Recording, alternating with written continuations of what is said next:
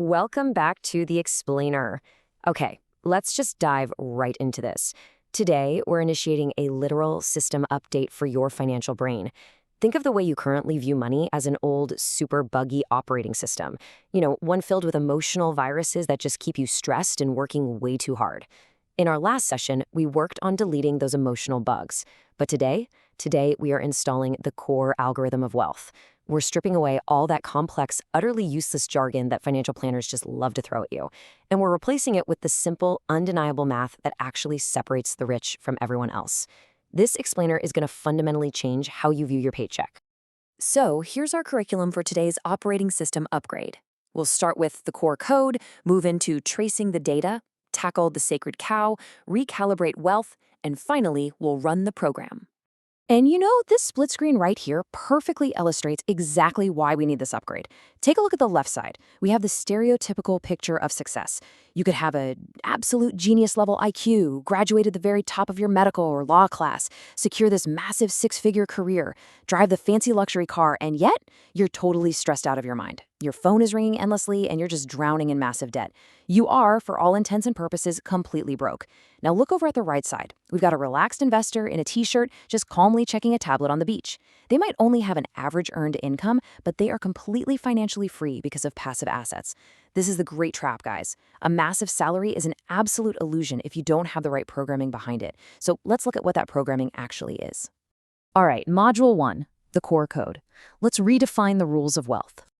Seriously, forget the academic jargon. Forget whatever your banker or your accountant is telling you, because frankly, they're playing by rules designed to keep you confused and dependent on them.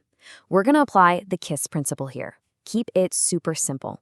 An asset is simply something that puts money in your pocket. A liability is something that takes money out of your pocket. It's beautifully simple. The true test is basically this. If you stop working entirely today, an asset is going to continue to feed you. A liability, on the other hand, is going to bleed you. The rich spend their entire lives acquiring assets. The poor and the middle class, well, they spend their lives acquiring liabilities that they've been falsely taught to believe are assets. Moving right along to Module 2, Tracing the Data, where we'll be mapping your cash flow. Okay, so financial illiteracy in words and numbers is the absolute root foundation of financial struggle. We've got 3 totally distinct life scripts mapped out here. Let's look at the top row, the poor pattern. Money comes in for a job, right? And it immediately goes straight out to buy expenses. Food, rent, taxes. There are no assets, no liabilities. It's just day-to-day survival. Now, look at the middle row, the middle class pattern. This is where the grand illusion happens. Money comes in through a job, but instead of buying assets, what's their primary action? They buy liabilities. They buy the massive mortgages, the car loans, the credit card debt. So the money flows from their income straight into liabilities and right out through expenses. The harder they work, the more debt they actually buy. Finally, look down at the rich pattern at the bottom. Their income source isn't even a job, it's their assets. Their primary action is buying even more assets, and the result is total freedom. The middle class is completely trapped because they honestly think their debt is wealth.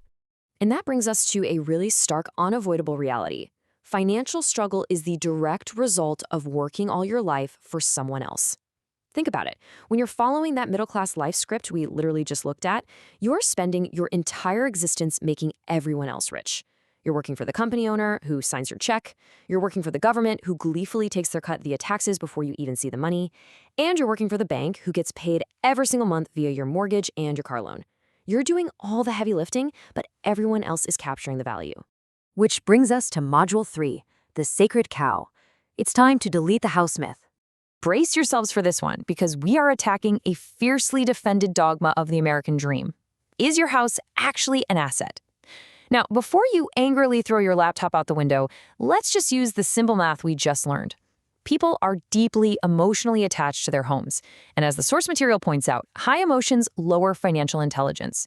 The middle class saves up, buys a massive house, and proudly calls it their greatest asset. But let me ask you, does your house put money in your pocket every month? No. No, it doesn't. Every single month, it acts like a giant vacuum cleaner. It takes money out of your pocket for the mortgage, for property taxes, for the insurance, and for the endless maintenance. By the very definition of the core code, your primary residence is a liability. It bleeds you. But wait, the damage goes far beyond just paying a monthly bills. When you tie all your capital up in a house, you suffer 3 catastrophic losses. First, you suffer a massive loss of time. Your money is completely trapped. It isn't growing in other, higher-yielding investment vehicles. Second, you suffer a loss of capital. That money is just blown on high-maintenance expenses, like replacing a roof or fixing a busted water heater, instead of generating yields. And third, and honestly this is perhaps the most tragic, you suffer a loss of education. Because you have literally no extra money left over at the end of the month, you never actually gain the hands-on experience required to become a sophisticated investor. Now, to be clear, the source isn't saying you can't live in a nice house. The rule is simply this: if you want a bigger house, do not buy it with your salary. Buy an income-generating asset first and let the cash flow from that asset pay for the bigger house. Module 4. Recalibrating Wealth. Let's look at the true metric. Because look, if the house isn't an asset and a high salary doesn't automatically make you wealthy, we need to completely discard the whole illusion of net worth. Net worth is a fantasy. It's a number inflated by depreciating personal junk, your cars, your fancy furniture, your golf clubs, things that drop in value the very second you buy them. True wealth is defined by survivability. It's simply the number of days you can survive forward without working. It's not measured in dollars, it's measured in time. It's calculated purely by taking the cash flow from your asset column and comparing it directly against your expense column. Ask yourself, if you stopped working today, right now, how long does your asset column actually keep you alive? And that brings us to the magic number, 100%. This is the finish line, guys. True financial independence is reached the exact moment the passive income from your assets covers 100% of your monthly expenses.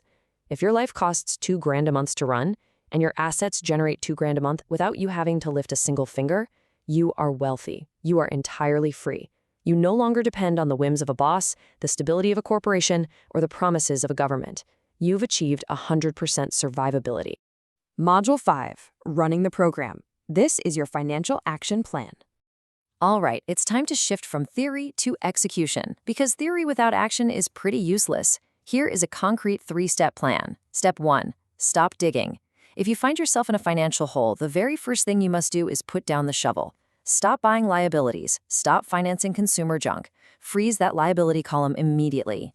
Step 2. Audit your cash flow. Draw out your own personal income statement. Track exactly where every single dollar goes this month so you can actually see those life script patterns we talked about earlier. And step 3, calculate your wealth metric. Add up your passive cash flow from real assets and divide it by your monthly expenses. Find out exactly what your survival rate is right now. Your sole professional mission from this day forward is to push that percentage past 100. I absolutely love this quote because it just perfectly summarizes the fundamental, raw mathematical reality of everything we've covered today. It is not how much money you make, it is how much money you keep. A doctor making $500,000 a year who spends $500,000 a year on liabilities is broke. A janitor making $40,000 a year who actually buys cash-flowing assets is building generational wealth. So, I'm going to leave you with a really provocative question to chew on right now. Take a look at your bank account today. Are your dollars acting as dedicated employees, literally working around the clock to build your empire? Or are they just instantly escaping through the expense column, never to be seen again? Think hard about that. You now understand the core algorithm, but knowing what an asset is and actually knowing how to go out and find one are two very different things. In part 3 of this explainer, we're going to build the 4 technical pillars you actually need to spot those million-dollar deals that everyone else is completely blind to. Until then, go audit your cash flow and start rewriting your code.